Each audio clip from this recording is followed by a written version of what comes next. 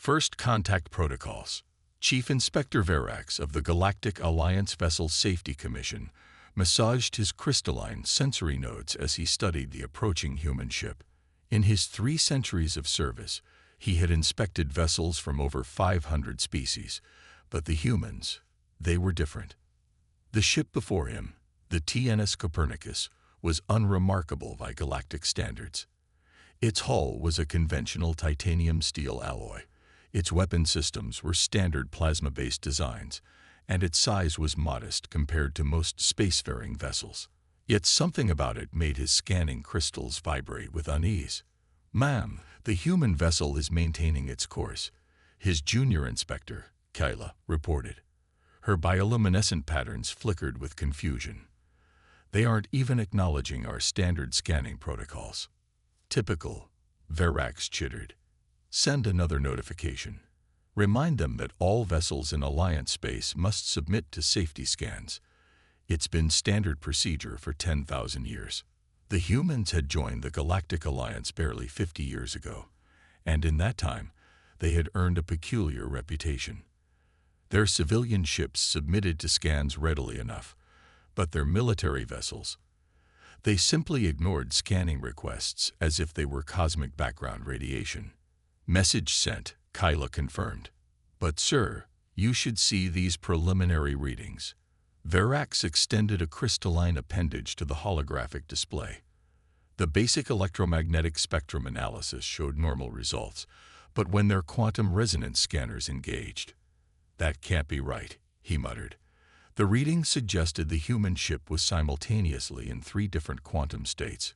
"Run it again." "I've run it 7 times. Kyla's patterns pulsed with frustration. "Each scan gives different results. It's as if the ship is uncertain of its own existence." A communication window materialized in their view. A human female appeared, wearing what Verax recognized as a captain's uniform. Her expression was pleasantly neutral, but there was something in her eyes that made his crystals resonate with caution. "This is Captain Sarah Chen of the TNS Copernicus," she said. "While we appreciate your dedication to safety protocols, I must remind you that Alliance Resolution 47 Beta explicitly exempts human military vessels from standard scanning procedures." Verax's crystals flashed with irritation. "Captain, that exemption was meant to be temporary, pending proper documentation of your technology." "It's been 50 years. Has it?" Captain Chen smiled. "Time is such a relative concept, isn't it? Especially when dealing with quantum uncertainty." As if to punctuate her statement, Verax's quantum scanners began producing increasingly bizarre results. According to one reading, the Copernicus's engine core was simultaneously active and dormant. Another suggested it was operating in 5 dimensions at once. A third simply displayed a series of question marks and what appeared to be a small digital drawing of a cat. "Our sensors are malfunctioning," Kyla reported, her patterns now showing clear distress. "The more we try to scan them, the less sense the readings make." "Fascinating, isn't it?" Captain Chen's smile hadn't wavered. "We find it's better not to look too closely at certain things. Quantum mechanics can be so temperamental." Verax's crystalline structure vibrated with sudden understanding. The humans hadn't developed some revolutionary cloaking technology or advanced defensive systems. They had done something far more ingenious and terrifying. "You've weaponized quantum uncertainty itself," he said, his voice barely a whisper. "Weaponized?" Chen's expression was one of practiced innocence. "That's such a harsh term. We prefer to think of it as embracing the fundamental nature of reality.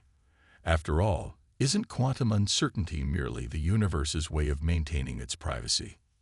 As if in response, Verax's primary scanning array began reciting poetry in iambic pentameter, while his quantum sensors insisted that the human ship was simultaneously everywhere, nowhere, and having T in a parallel dimension. "We'll withdraw our scanning request," Verax said quickly, before his equipment could suffer further quantum contamination. "Please convey my apologies for the intrusion." "No apology necessary," Chen replied cheerfully. We understand the dedication to safety protocols. Perhaps in another 50 years, we can revisit this conversation. Or perhaps we already have, in another quantum state. As the communication window closed, Verax turned to his junior inspector. Kyla's bioluminescent patterns had shifted to a shade he recognized as profound bewilderment. "Log this in the official report," he instructed. "Standard scanning protocols are to be suspended indefinitely for all human military vessels." The reason? He paused, considering his words carefully. The reason is that some questions are better left unasked, especially when the act of asking could violate the fundamental laws of physics. As they watched the Copernicus continue on its way, Verax couldn't help but admire the elegant simplicity of it all. The humans hadn't needed to develop advanced technology to protect their military secrets. They had simply found a way to make the act of looking for those secrets break reality itself. In the vast expanse of space, where information was power and knowledge was currency, the humans had achieved the ultimate defense. They had made their military vessels immune to observation by exploiting the very foundations of quantum mechanics. It was brilliant, terrifying, and absolutely typical of human ingenuity. "Sir," Kyla's patterns showed curiosity. "Do you think they planned this from the beginning?" Verax considered the question as his equipment slowly returned to normal operation. "No," he said finally. "I suspect they discovered it by accident, and then, in true human fashion, decided to run with it. Sometimes the best defensive strategies aren't planned. They're stumbled upon by species too clever for their own good."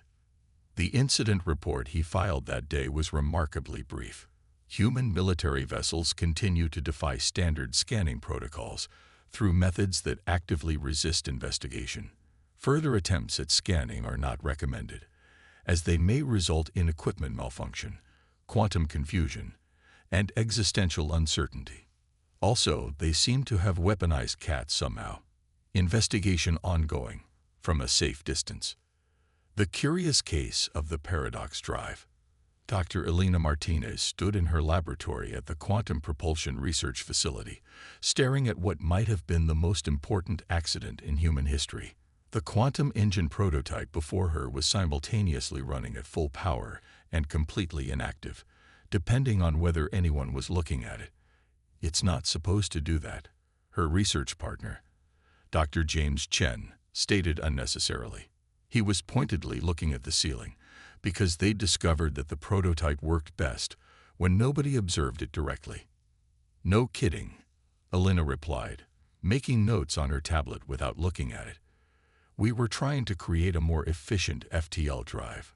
Not whatever this is." The discovery had been entirely accidental. 3 months ago, they'd been attempting to develop a quantum-based propulsion system that could handle the relativistic effects of faster-than-light travel. Instead, they created an engine that seemed to actively resist being observed or measured. Their lab cat, Max, sauntered past the prototype, somehow walking on both the floor and ceiling simultaneously.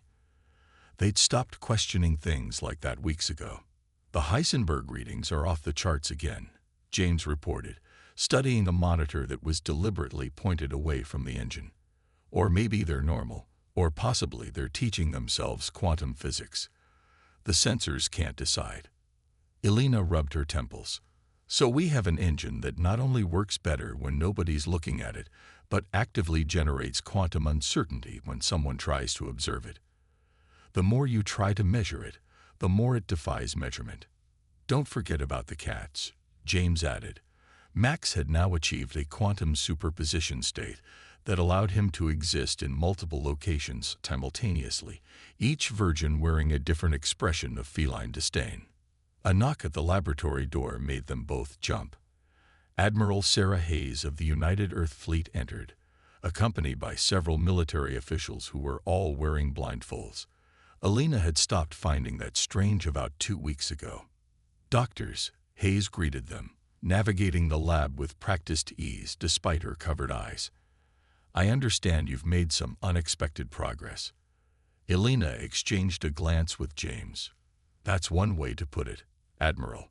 We've created an engine that, Well, it sort of breaks reality if you try to analyze it too closely. Perfect, Hayes said with a smile that made Elena slightly nervous. Tell me more about these measurement-resistant properties. James gestured to his monitors, then remembered the Admiral couldn't see them. The engine generates a field of quantum uncertainty that increases exponentially when subjected to external observation or scanning. The more sophisticated the scanning equipment, the more pronounced the effect becomes. And what happens to the scanning equipment? Hayes asked, her blindfolded face showing intense interest. Elena winced. It gets confused. Very confused. We lost 3 quantum analyzers last week.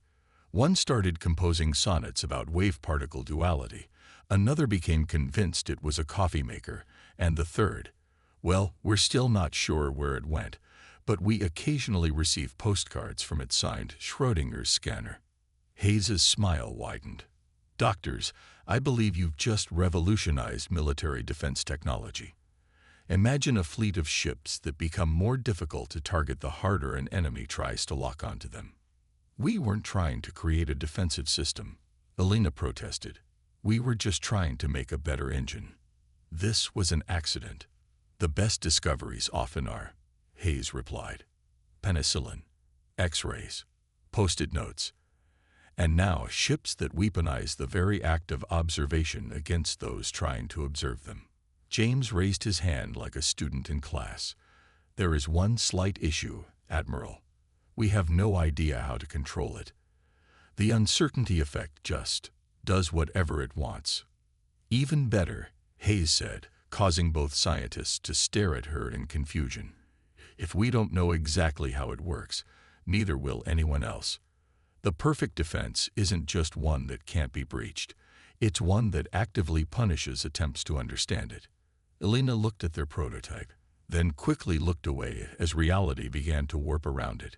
What exactly are you suggesting, Admiral? I'm suggesting that we lean into this discovery. Build ships that embrace quantum uncertainty instead of fighting it.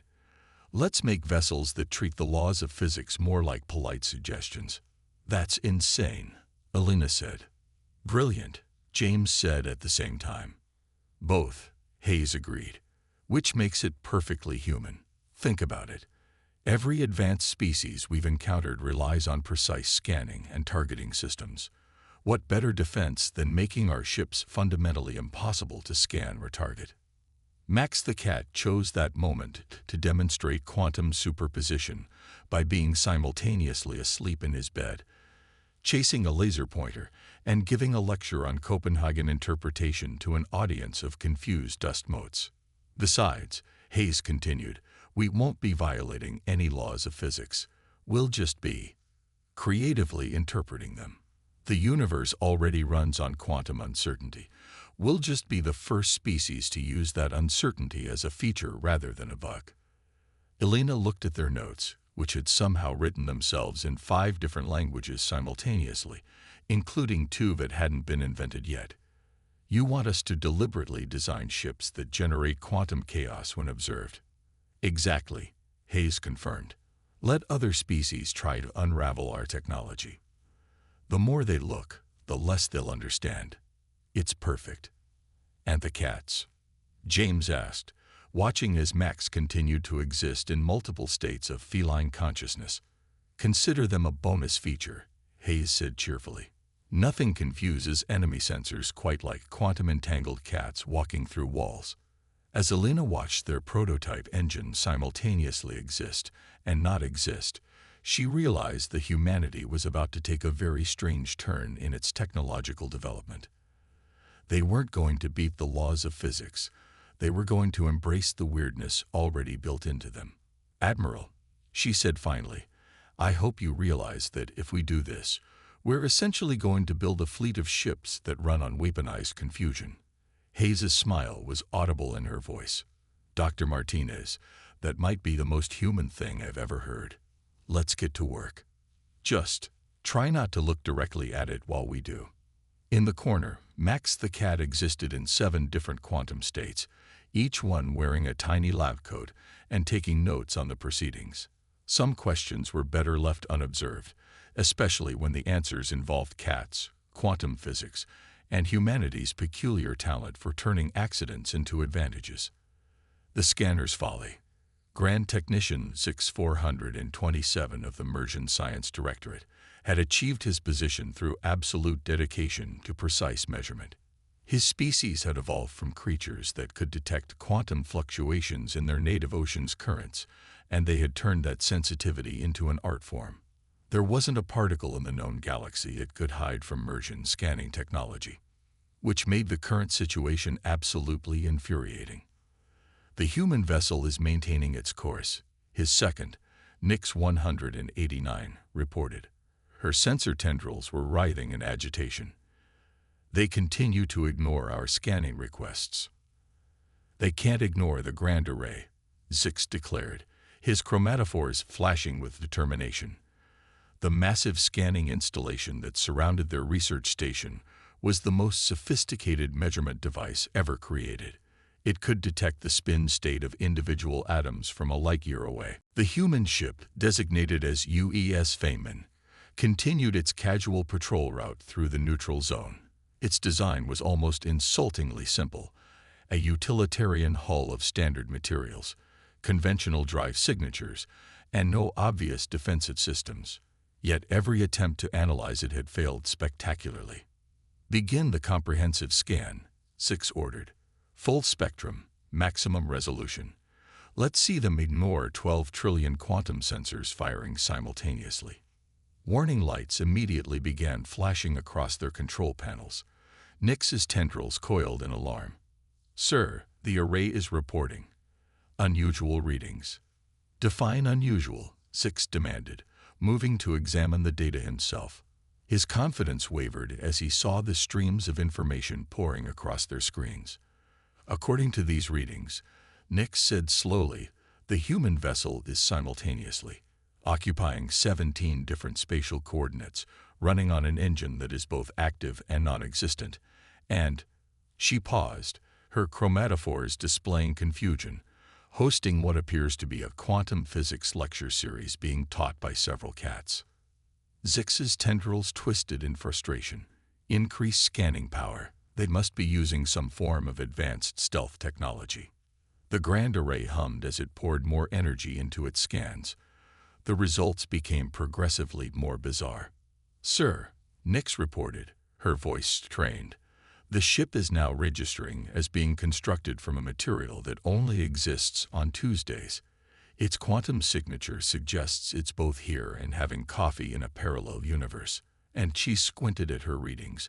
"The cats are now debating Copenhagen interpretation versus many worlds theory."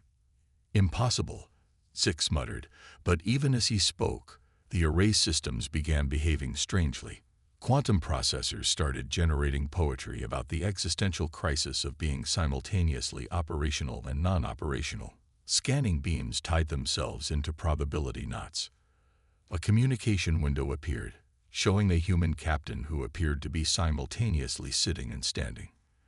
"This is Captain Laura Chen of the UES Feynman," she said pleasantly.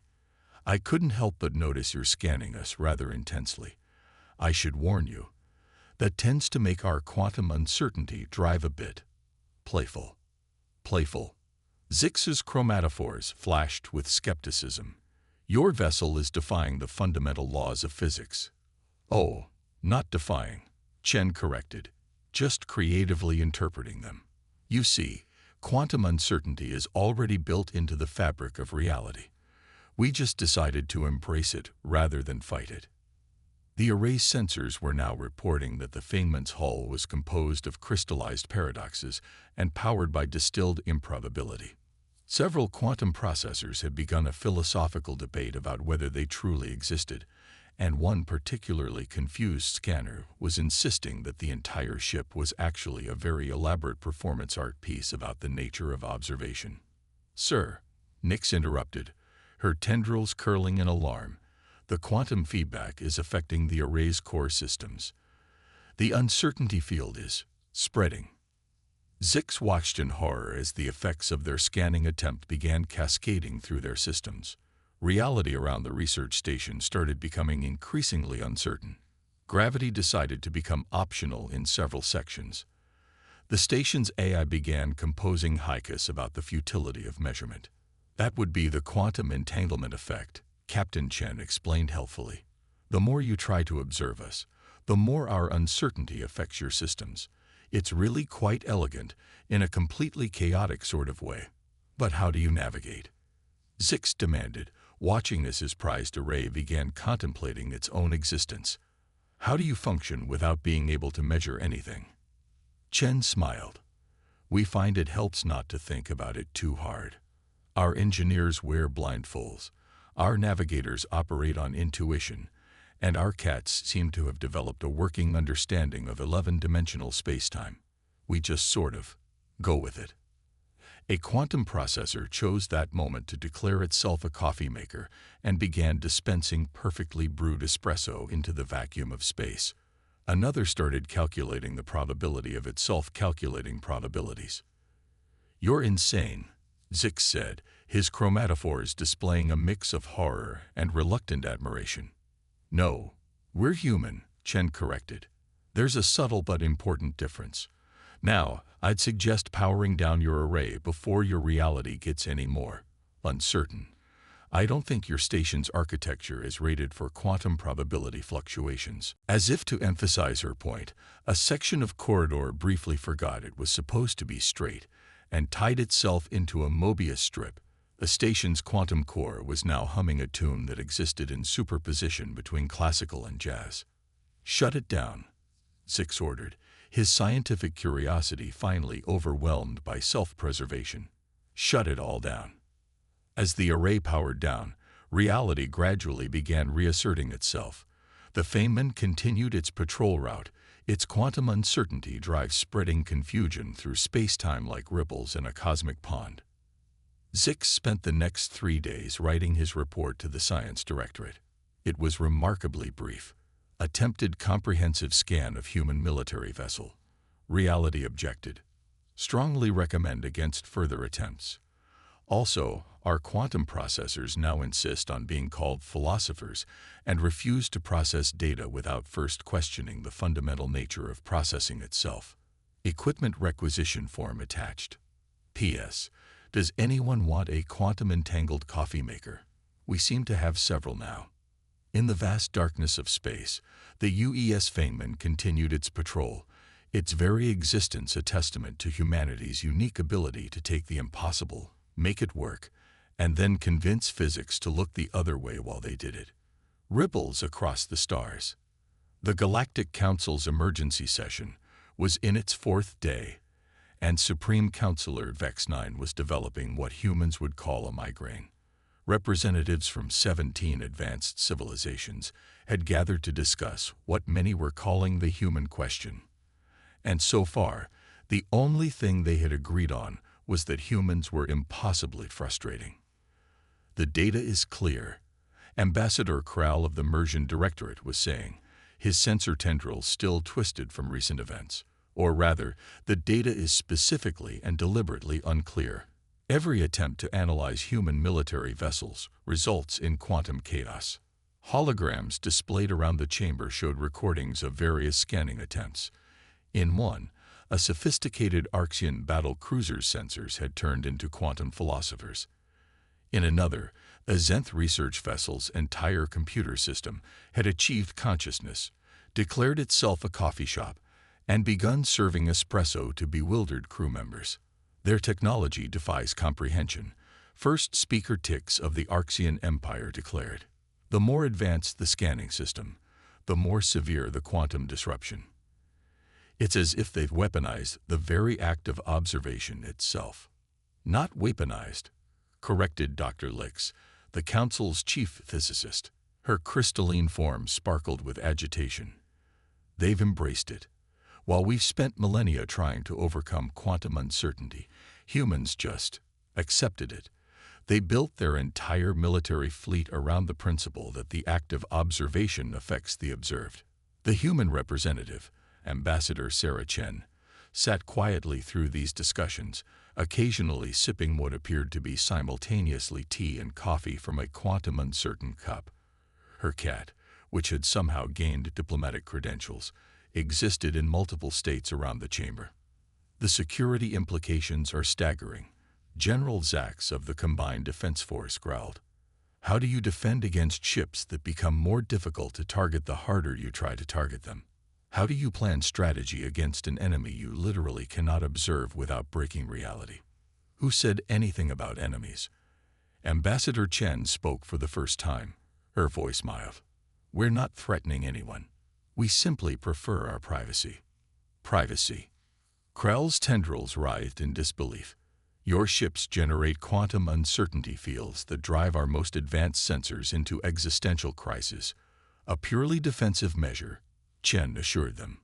Though I should note that our quantum uncertainty drives do tend to get a bit enthusiastic when people try too hard to analyze them. They're rather like cats that way. The more you try to pin them down, the more they defy you. Her diplomatic cat chose that moment to demonstrate by existing in 5 different quantum states simultaneously, each one wearing a different formal attire.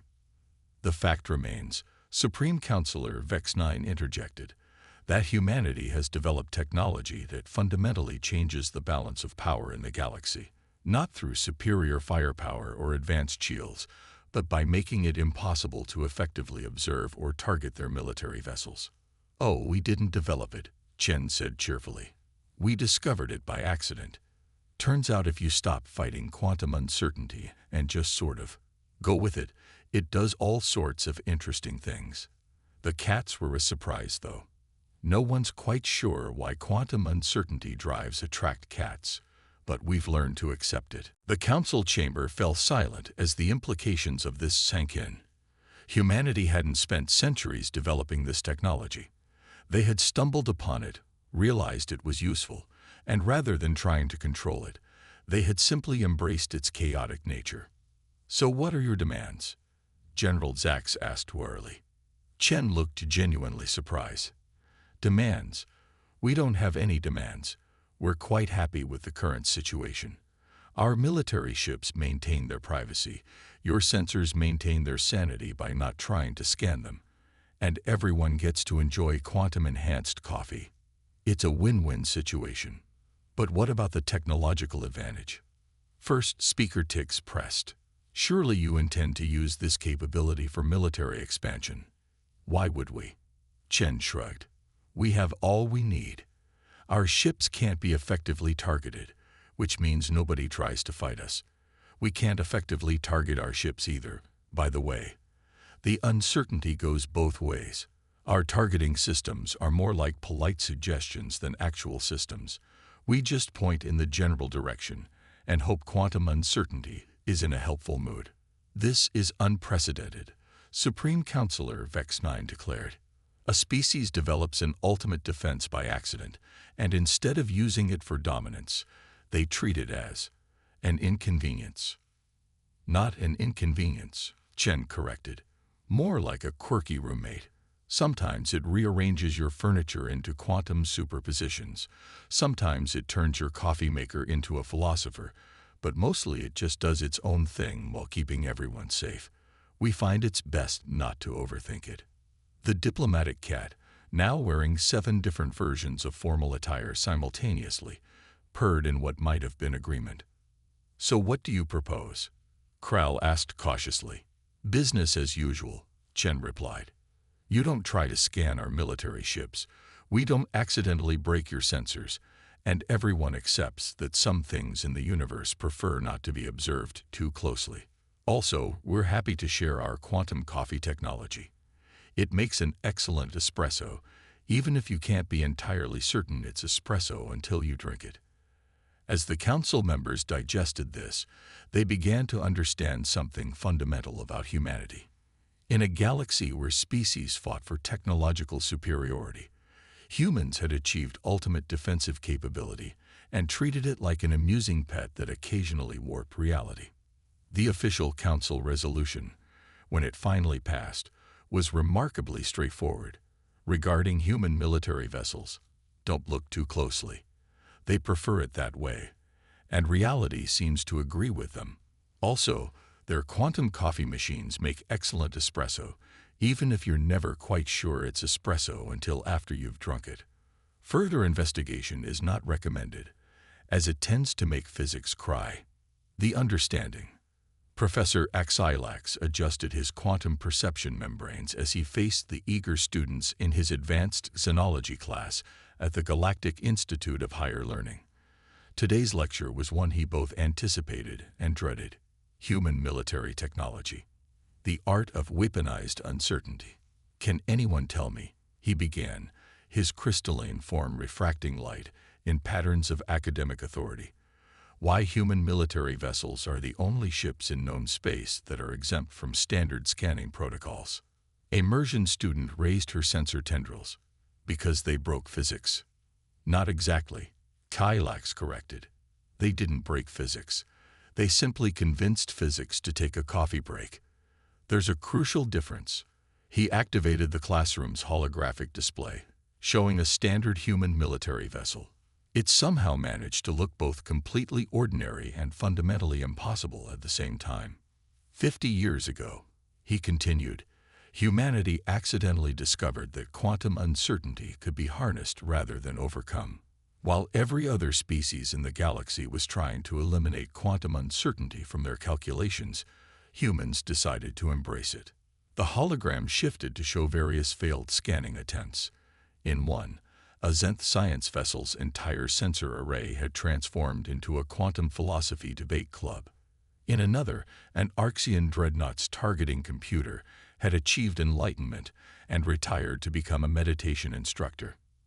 "But sir," a crystalline Arxian student chimed in, "how do their ships actually work?" "That," HFY said with a touch of admiration, "is precisely the point. They work precisely because we can't figure out how they work. The more you try to understand them, the less sense they make. It's the perfect defense, one that actively punishes attempts to analyze it." He pulled up another hologram, this one showing the infamous incident where the Mersian Grand Array had tried to perform a comprehensive scan of a human vessel. The recording showed reality itself getting rather annoyed at the attempt. "The humans discovered something that should have been obvious to us all," HFY continued. "In a galaxy where every military advantage depends on information and analysis, the ultimate defense isn't to have better shields or stronger weapons. It's to make yourself fundamentally impossible to analyze." A Zenth student raised a manipulator appendage. "But what about the cats?" "Ah, yes, the cats." HFY's form flickered with what might have been amusement. "No one, not even the humans, knows exactly why their quantum uncertainty drives attract cats. The leading theory is that cats already existed in quantum superposition states. Humans just gave them a larger playground." As if on cue, a cat appeared in the classroom. Or rather, it existed in multiple quantum states throughout the room, each version wearing a different academic robe and giving what appeared to be a guest lecture on quantum mechanics. "That's Professor Whiskers," HFY explained. "She's either a quantum physicist, a cat, or both. It's best not to observe her too closely." Last student who tried ended up accidentally proving 6 impossible theorems before breakfast. The hologram shifted again, showing the current state of galactic politics. Human ships patrolled their spaces, cheerfully defying analysis while maintaining peace through the simple expedient of being impossible to target effectively. "The humans taught us something profound," HFY continued. "Sometimes the best way to handle an obstacle isn't to overcome it, but to embrace it so thoroughly that it becomes your strength." They turned quantum uncertainty, the very thing that had frustrated physicists for millennia, into the ultimate defense system. A student in the back raised an appendage. "But sir, how do they navigate?" "They don't, exactly," HFY replied. "Their navigation officers wear blindfolds, their engineers operate on intuition, and their cats seem to have developed a working understanding of 11-dimensional spacetime. Somehow, it all works out. The less they try to make sense of it, the better it functions." He gestured to a final hologram, showing a human military vessel casually ignoring the laws of physics while its quantum uncertain drive spread confusion through spacetime like ripples in a cosmic pond. This is why human military vessels are now classified as SEP, somebody else's problem. Not because they're particularly dangerous, but because trying to understand them gives even our most advanced AIs existential crisis. The humans have achieved what no other species even thought to attempt. They've weaponized the very act of observation itself. Professor Whiskers chose that moment to demonstrate quantum superposition by teaching the same lecture in 6 different languages simultaneously, while also taking a nap. The final irony, Hylax concluded, is that humanity never intended this as a weapon. They genuinely just wanted to make faster ships. The fact that their solution made their military vessels immune to observation was, like so many human achievements, a happy accident that they decided to run with. But Professor, another student asked, couldn't other species copy their technology? You could try, Hylax said dryly, but first you'd have to observe it in enough detail to understand it. The last research team that attempted that ended up with a quantum uncertain coffee maker that only serves espresso on days that simultaneously exist and don't exist. They've learned to live with it, though they're never quite sure if they've had their morning coffee until after they've drunk it. As his students filed out of the classroom, Hylax reflected on the elegant simplicity of it all. Humans hadn't needed to develop superior technology. They had simply discovered that the universe itself preferred some things to remain unobserved, and they had turned that discovery into an advantage. The official textbook entry on human military technology remained remarkably concise. Don't look too closely. The ships don't like it, the cats find it amusing, and physics gets rather snippy about the whole thing. Also, if someone offers you quantum coffee, say yes. It's either the best or worst coffee you'll ever have, but you won't know which until you try it. Just don't ask how it works. The coffee maker might start questioning its own existence, and nobody has time for an existential crisis before their morning caffeine. In the infinite expanse of space, human ships continued their patrols, spreading quantum uncertainty wherever they went, while cats in quantum superposition debated physics with confused sensors across the galaxy. It wasn't the future anyone had expected, but it was uniquely, perfectly human.